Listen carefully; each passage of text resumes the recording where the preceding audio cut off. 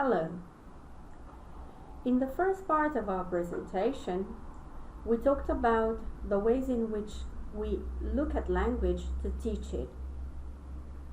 Let us now turn to the role of formulaic language in ELT. But first, let's define what we mean by formulaic language. According to a number of different authors, formulaic language can be defined as multi-word units.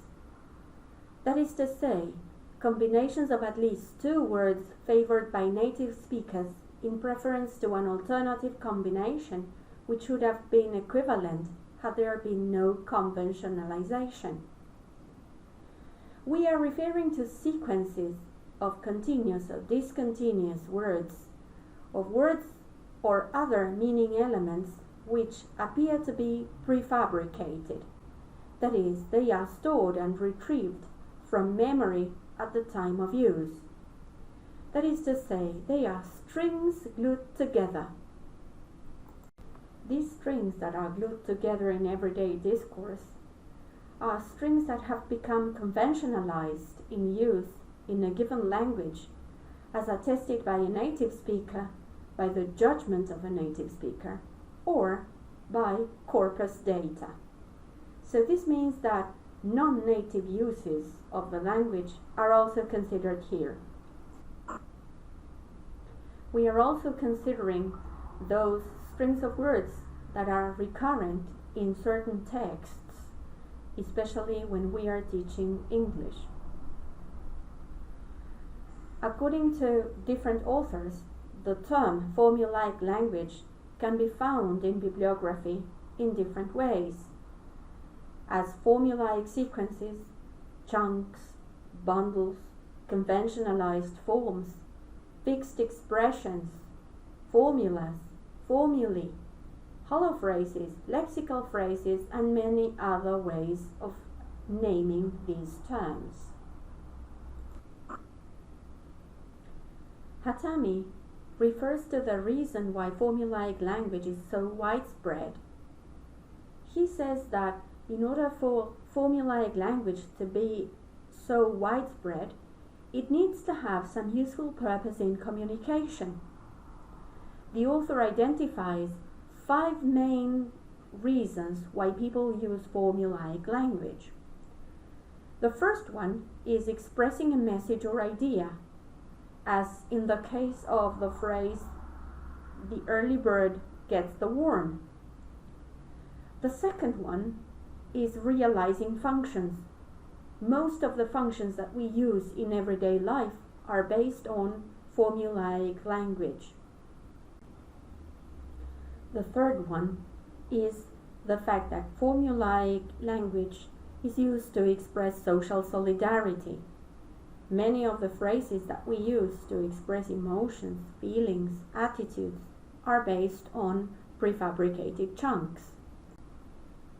Also, prefabricated chunks are used for transacting specific information, especially in very specific contexts. And finally, lexicalized items are very much used to signal discourse organization, as is the case with many discourse features, such as discourse markers. Let us now analyze this extract from a textbook used to teach English to kids. The textbook in question is Join Us, written by Gerngross and Pukta. What bits of language constitute chunks? Can you describe them? Are they fillers, functions? What kind of lexicalized items are they? What communicative purpose do they hold? Stop the video for a minute and think. You're likely to have found a wide variety of different types of lexicalized items with different functions and different communicative purposes, all of them responding to Hitomi's description. This is just an example of the ways in which lexicalized items are used in everyday life in everyday language use, but also in the ways in which we are thinking of language in order to teach it, and how this is realized in teaching materials. Our analysis of language has important implications for teaching. The first one is that vocabulary and grammar should be taught and learned together. When teaching vocabulary, teachers need to consider grammatical choices and environments for the words, as well as when teaching grammar, they need to consider meaningful contexts and typical lexical combinations. Another important implication is that when we learn a new word, we have to learn some grammatical information about it, and we need to connect words to their networks. That's fundamental. Pinter is conclusive when she says that vocabulary and grammar are difficult to divide into two distinct areas, because lexical choice is always dependent on grammar. So when children learn their first chunks of language, these often combined with grammatical patterns and lexis. Pinter is very clear when she says that younger children, in particular, are not ready for or interested in thinking about language as a language system or manipulating the language so as to separate lexical items from grammatical ones. This is key in her thought and key for our task as teachers of English. What are children interested in? Well, they are interested in the meaning and function of new language more holistically, in order to play a game, to sing a song, or to act out a story. As they grow older, Pinter says, they will develop an awareness on the linguistic system. What type of approach to language teaching are we fostering from this perspective? Well, let us analyze a little bit what we know about approaches to language teaching. Shintani draws an interesting synthesis of the two main ways in which we tend to teach languages.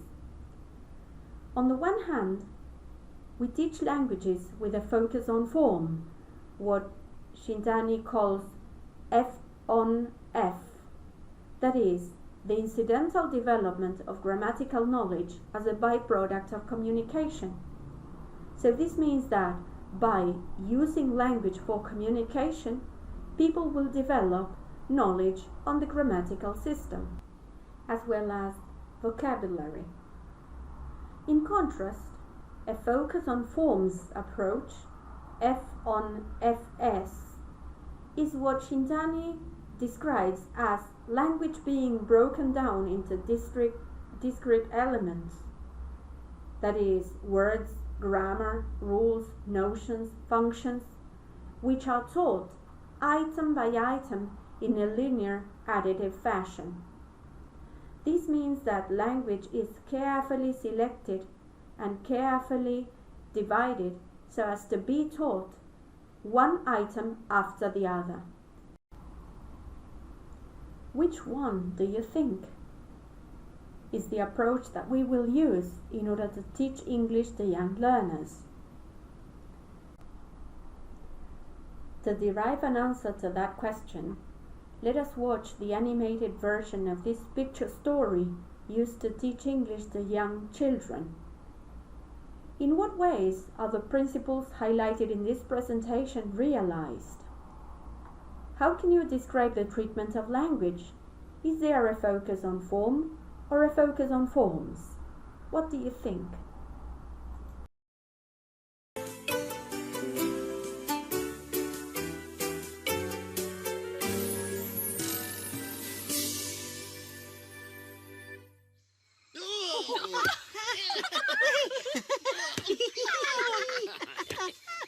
This is fun.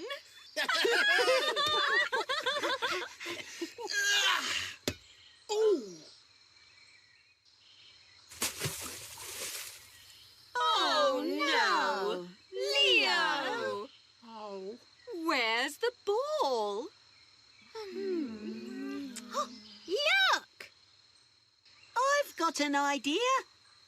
Gina, come with me.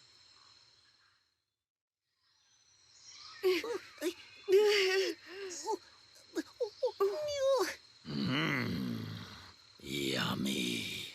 Be careful! Help! Oh!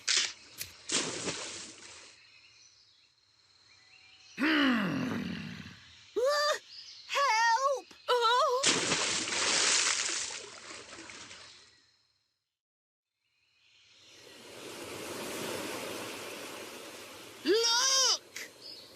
Ah! We've got the ball now. Thank you, Mr. Crocodile.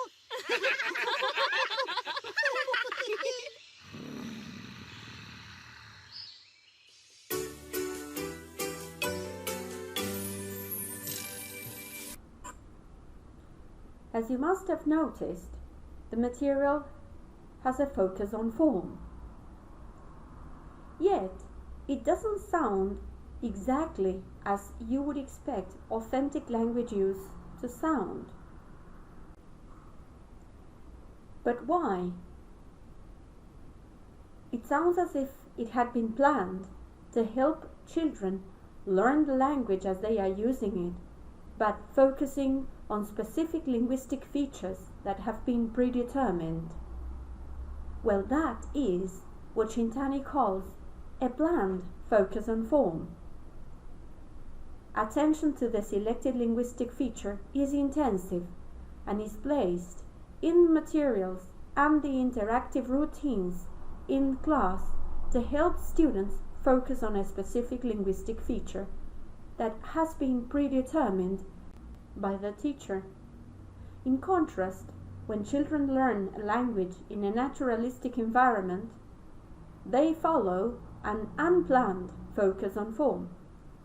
That is, learners' attention is occasionally and spontaneously directed onto specific linguistic forms while they are using language for communication, that is, when they are performing unfocused tasks. A focus on form approach is in line with an interactionist theory, which says that L2 acquisition takes place through interaction while the learner's primary attention is focused on message content. Yet, there is also an acknowledgement that attention on form is needed. We know through Long's studies that when learners notice the positive evidence provided in the input and also the gap between this and their own interlanguage helps them acquire the language. Swain also says that acquisition can take place when learners attempt to produce the target language and they notice the gap in their linguistic knowledge. So, to conclude, noticing is a crucial factor in learning. In this part of my presentation, I have talked about different ways of defining lexicalized items and how they relate to the language teaching profession. I have talked about the ways in which we conceive focus on form as a main way of teaching English to children. Now, let us turn to the third part of my presentation, in which we will analyze in detail implications for teaching.